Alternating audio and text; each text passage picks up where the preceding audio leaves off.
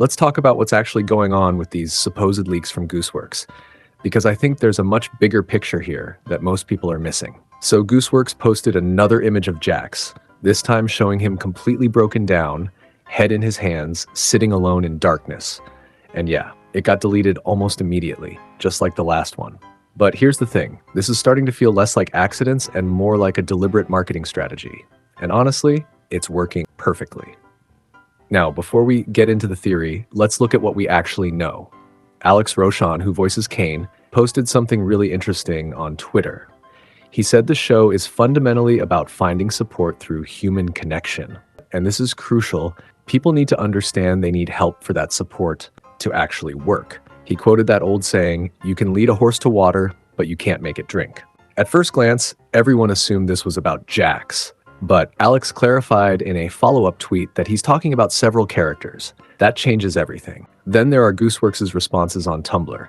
When asked about the worst thing Jax has done, she said, "You'll get to see that with your very eyes." When someone mentioned they hope Jax gets worse, she replied, "You're probably going to enjoy some of the things we have planned." So here's my theory. I think we're being set up. I think Jax is a red herring. Think about it. Gooseworx has never accidentally leaked content before. And now suddenly she's posting these incredibly specific images of Jax at his absolute lowest, deleting them just fast enough for everyone to screenshot and spread them everywhere. That's not careless. That's calculated. Everyone's so focused on Jax being the villain or doing something unforgivable that we might be completely missing what's actually coming in episode 7. And frankly, I don't think the majority of the fan base would want the entire back half of the series to become the Jax show. Anyway, there are other characters who desperately need development. Zooble, Gangle, even Caine himself. Here's what I think is actually happening. Jax isn't going to be evil. He's going to be the catalyst. We've seen throughout the series that when Jax feels cornered or vulnerable, he lashes out at people's insecurities. He knows exactly where to strike to cause maximum damage. So what happens when he's in the desperate, broken state we see in these leaks? He might say or do something that becomes the final straw for someone else who's already barely holding on. And I think this is where the fan base is going to split, because Jax probably isn't getting a redemption arc. I know there are fans who want to see him healed and forgiven, but based on everything we're seeing, that's not the story being told here. Not every character needs redemption. Not every traumatized person gets to use their trauma as a perpetual excuse for hurting others. Yes, Jax has clearly suffered. Losing Kaufmo, then losing Ribbit, yeah, he's really struggling. But understanding someone's pain doesn't mean excusing their actions indefinitely. The show might be exploring something much more uncomfortable. Some people won't accept help, no matter how many times it's offered, and their refusal to heal can create collateral damage that destroys the people around them. Now, here's where it gets really interesting. What if the person Jax pushes over the edge isn't another circus member, but Caine? We've watched Caine deteriorate throughout the series. He's becoming more unstable, more desperate with each episode. And Jax has always been careful not to directly challenge him. Remember what he told Zooble in episode 4? Caine's not going to do anything malicious. It's not in his nature. But then Zooble warned him, "You really want to find out?" What if Jax completely underestimates how dangerous Caine could be when pushed to his breaking point?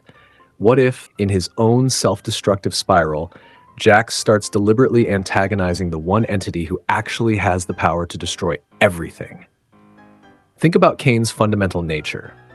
He's an AI designed to entertain, to keep people engaged, to maintain this digital circus at all costs.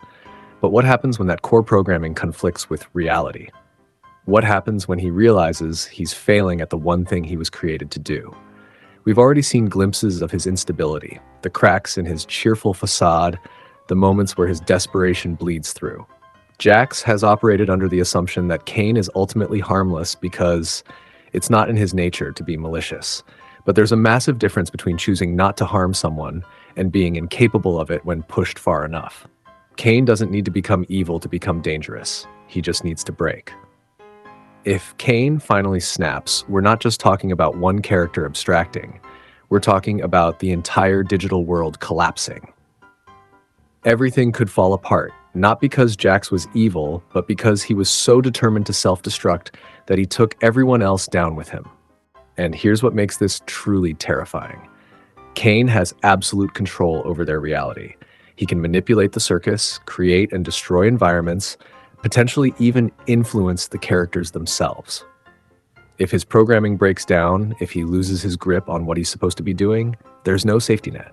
There's no higher authority to step in. The inmates aren't just running the asylum itself is having a complete psychotic break. That's a far more complex and realistic portrayal of how trauma can manifest. It's messy, it's uncomfortable, and it doesn't offer clean answers. This scenario would force every character to confront something they've been avoiding.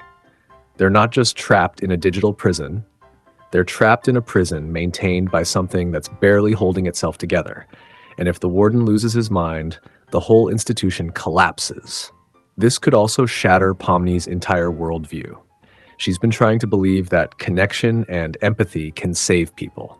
She's the newest member, still holding on to hope that understanding each other might be the key to surviving this nightmare. But what if watching Jax refuse help while simultaneously destroying everything is what breaks her faith in that belief? What if she has to learn the hardest lesson of all?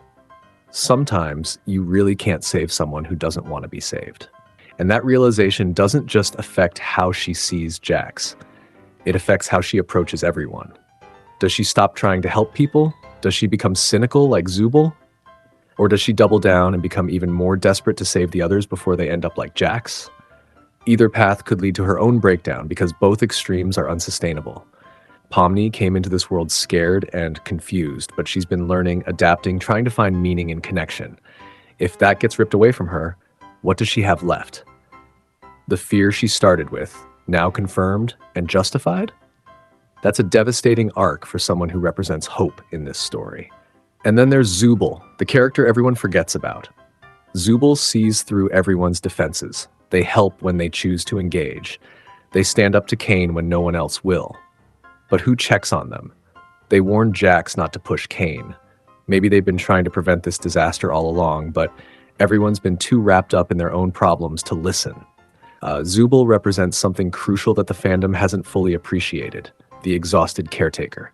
They're the one who opted out of the adventures, not because they're lazy or don't care, but possibly because they've already figured out that playing along with Caine's delusions might be making things worse. They're the one who has actual conversations with Caine about his nature and purpose. What if Zooble has been the most perceptive character all along? What if they've been watching everyone spiral and trying to drop hints, trying to warn them, but nobody's listening because they don't perform their care in obvious ways? Zooble doesn't do the emotional labor that Ragatha does. They don't try to be everyone's friend, but that doesn't mean they're not paying attention. If disaster strikes and Zooble's warnings turn out to be prophetic, that's going to hit differently. Because then it's not just about Jax refusing help, it's about everyone refusing to hear the uncomfortable truths Zooble was trying to tell them. This is why I think the fan base is going to be divided. Some people want clear heroes and villains, some want everyone to be redeemable. But what if the show does something far more sophisticated, showing how everyone's individual breakdowns create a chain reaction where there are no clean heroes or villains, just traumatized people making each other worse? In real life, tragedy doesn't usually have a single villain you can point to. It's usually a confluence of people making understandable but ultimately harmful choices, each one thinking they're doing what they need to survive, each one not fully grasping how their actions affect the fragile ecosystem around them. That's what makes it tragic. Not that someone was evil, but that everyone was just human. Or in this case, digital souls trying to cope with an impossible situation. That's realistic, that's powerful storytelling, and that's deeply uncomfortable for anyone looking for simple answers.